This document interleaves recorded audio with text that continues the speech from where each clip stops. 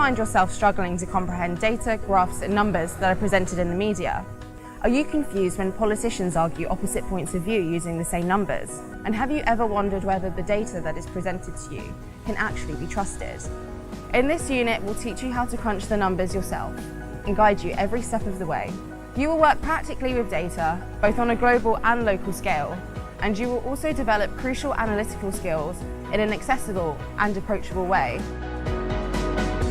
The data you'll be analysing will relate to current and relevant social and economic issues of inequality, sustainability and innovation. On the way, you'll also gain valuable insights into how economists think about such issues and data. And to make this course particularly relevant to your life, we'll spend a good amount of time analysing data from Bristol. The assessment in this course will focus on communicating the findings from your data analyses to different audiences using a variety of media.